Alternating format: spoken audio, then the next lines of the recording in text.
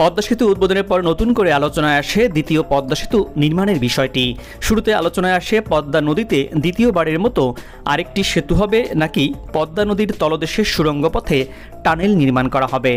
এরপর আলোচনায় আসে একটি প্রস্তাবনা, আর তা হলো পদ্মা যমুনার সংযোগ স্থল অর্থাৎ মানিকগঞ্জের পাটুরিয়া, দৌলতদিয়া এবং পাবনার নগরবাড়ি এই ত্রিমোহিনীতে একটি ইংরেজি ওয়াই আকৃতির মতো সেতু নির্মাণের। পাটুরিয়ার দৌলতদিয়া নৌ রুটে সেতু আর টানেল নির্মাণ নিয়ে বেশ জল্পনা কল্পনা থাকলেও শেষ পর্যন্ত এই রুটে সেতুই নির্মিত হচ্ছে। প্রমত্তা পদ্মার বুকে নির্মিত হতে যাচ্ছে আরেকটি সেতু, যেটি হবে দ্বিতীয় পদ্মা সেতু, আর এটি হতে যাচ্ছে দেশের দ্বিতীয় দীর্ঘতম সেতুও। বর্তমানে যমুনার বুকে বঙ্গবন্ধু বহুমুখী সেতুকে পেছনে ফেলে এটি হতে যাচ্ছে দেশের দ্বিতীয় দীর্ঘতম সেতু।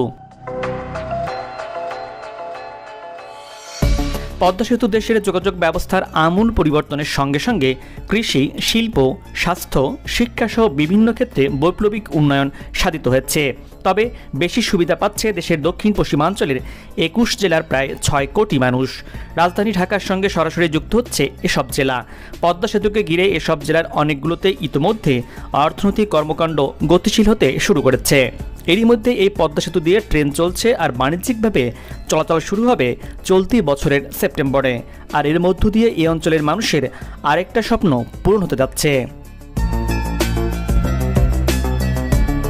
পদ্মা সেতু চালু হওয়ার ফলে দক্ষিণ পশ্চিমাঞ্চলের অনেক জেলার মানুষের যাতায়াত যেমন সহজ হয়েছে, তেমনি দেশের মধ্য ও উত্তর পশ্চিমাঞ্চলের কিছু জেলার বাসিন্দাদের পদ্মা নদী পারাপারে পাটুরিয়া, দৌলতদিয়া অবস্থানের চেয়ে মাওয়া, জাজিরায় অবস্থানে বেশি সময় লাগছে। পদ্মা সেতু চালু হওয়ার পরেও রাজধানীর অন্যতম বাস স্ট্যান্ড গাবতলী থেকে ঢাকা, আরিচা, নবীনগর, মানিকগঞ্জ মহাসড়ক হয়ে দক্ষিণ পশ্চিমাঞ্চলের কিছু জেলার মানুষ ফেরি দিয়ে পদ্মা নদী পার হতে হচ্ছে।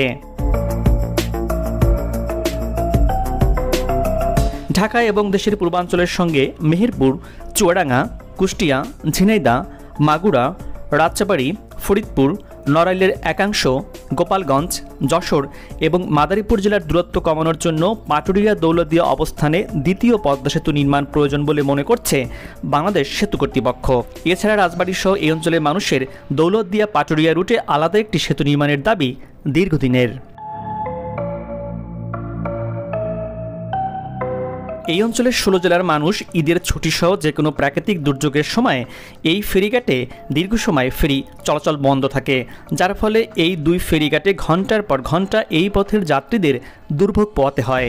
এছাড়া মানিকগঞ্জ আর রাজবাড়ী এই দুই জেলাকে আলাদা করা এই পদ্মা নদী দিয়ে ছোট ছোট লঞ্চ বা নৌযান দিয়ে অনেক ঝুঁকি নিয়ে এই পথ পাড়ি দিতে হচ্ছে।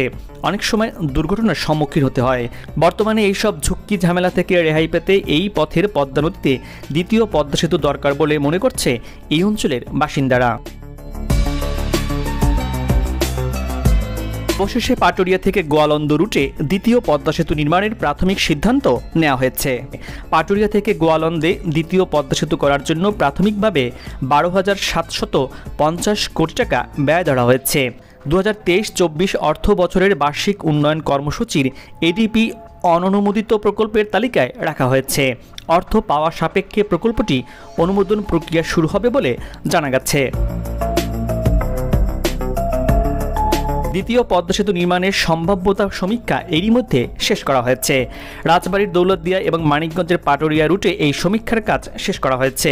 বাংলাদেশ সেতু কর্তৃপক্ষের সূত্র মতে দ্বিতীয় পদ্মা সেতু বাস্তবায়ন করতে পরিকল্পনা গ্রহণ করা হয়েছে। প্রকল্পটি বাস্তবায়নের জন্য ইআরডির মাধ্যমে বৈদেশিক ঋণ চাওয়া হয়েছে, আর বৈদেশিক ঋণ চূড়ান্ত হলেই সেতুর কাজের পরবর্তী বিষয়ে পদক্ষেপ নেওয়া হবে। বাংলাদেশ সেতু কর্তৃপক্ষ মতে প্রস্তাবিত দ্বিতীয় পদ্মা সেতুর দৈর্ঘ্য হবে 5.5 কিলোমিটার, প্রস্থ 18.1 মিটার। দুই প্রান্তে সংযোগ সড়ক হবে 15.5 কিলোমিটার।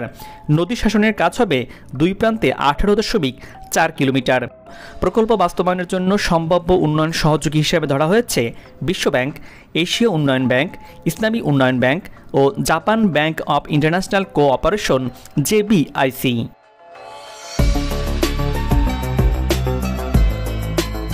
দ্বিতীয় পদ্মা সেতুর অর্থায়ন করার বিষয়ে এর আগে 2018 সালে দ্বিতীয় পদ্মা সেতু নির্মাণে অর্থায়ন করার কথা জানায় এশীয় উন্নয়ন ব্যাংক এডিবি।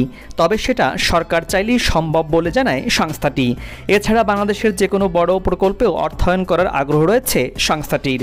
এছাড়া জাপানও আগ্রহ দেখিয়েছে দ্বিতীয় পদ্মা সেতু নির্মাণ করার অর্থায়ন করতে। তবে সরকারের পক্ষ থেকেও মিলছে দ্বিতীয় পদ্মা সেতুর ইঙ্গিত। প্রথম পদ্মা সেতুর মতোই দ্বিতীয় পদ্মা সেতু নিজস্ব অর্থায়নই বাস্তবায়নের পরিকল্পনা করছে সরকার। একই সঙ্গে প্রথম পদ্মা সেতুর অভিজ্ঞতা কাজে লাগিয়ে দ্রুততম সময়ের মধ্যে দ্বিতীয় পদ্মা সেতুর ডিজাইন করা হবে। এছাড়া অর্থনৈতিক সম্পর্ক বিভাগ যাতে এখন থেকেই দাতাদের প্রতিশ্রুতির জন্য কাজ করতে পারে সেজন্য প্রকল্পের একটি প্রস্তাবনা পরিকল্পনা কমিশনে জমা দেওয়া হয়েছে। দর্শক, দ্বিতীয় পদ্মা সেতু কেমন হবে? বর্তমান পদ্মা সেতুতে রেল সংযোগ রয়েছে, আর দ্বিতীয় পদ্মা সেতুতে রেল যোগাযোগ থাকবে কিনা তা এখনও চূড়ান্ত নয়। এই সেতুর নকশা আর ডিজাইন এখনও তৈরি করা হয়নি।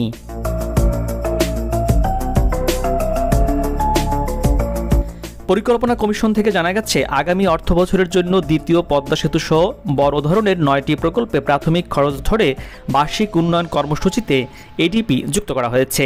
মেট্রো রেল লাইন 2, দ্বিতীয় পদ্মা সেতু, কমলাপুরে মাল্টি মডেল হাব নির্মাণ, Dhaka east west express, Chattogram to Cox's Bazar highway উন্নয়ন, বে টার্মিনাল নির্মাণ সহ মোট 9টি মেগা প্রকল্পে প্রাথমিক খরচ প্রাক্কলন করা হয়েছে 1,50,550 কোটি টাকা। উন্নত যোগাযোগ ব্যবস্থা যে কোনো দেশের উন্নয়নের অন্যতম কারণ। পদ্মা সেতুর ফলে দেশের মানুষের জীবন জীবিকার মান যেমন উন্নত হয়েছে, তেমনি দেশের জিডিপি বেড়েছে। বর্তমান ঢাকা আরিচা নবীনগর মানিকগঞ্জ মহাসড়কটির বাজার সংলগ্ন এলাকায় মহাসড়কে আলাদা লেন করার কারণে দূরপাল্লার যানবাহন খুব দ্রুত সময়ে চলাচল করতে পারছে। এছাড়া এই রুটে দ্বিতীয় পদ্মা সেতু হলে যশোরের বেনাপোল হয়ে সড়ক পথে খুব সহজেই কলকাতা যাওয়া যাবে। তাই বলা যায়, দ্বিতীয় পদ্মা সেতু শুধু দেশের অভ্যন্তরীণ যোগাযোগই সহজ করবে না, সেই সাথে আন্তর্জাতিকভাবে এই সেতু অবদান রাখবে।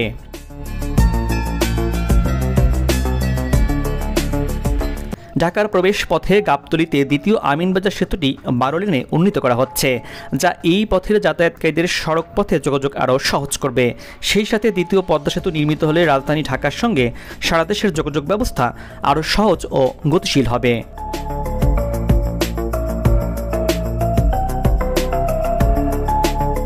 দর্শক, এবার বিদায় নিচ্ছি। আগামীতে আবারও দেখা হবে নতুন কোনো জায়গা, তথ্য, ইতিহাস আর উন্নয়ন চিত্র নিয়ে। আপনার পছন্দের কোনো ভিডিও চিত্র দেখতে চাইলে কমেন্টস বক্সে লিখে জানান। তবে যাবার আগে অনুরোধ, দেশের সৌন্দর্য রক্ষায় যত্রতত্র পোস্টারিং থেকে বিরত থাকি। ভিডিওটি ভালো লাগলে চ্যানেলটি সাবস্ক্রাইব করে লাইক দিয়ে শেয়ার করুন।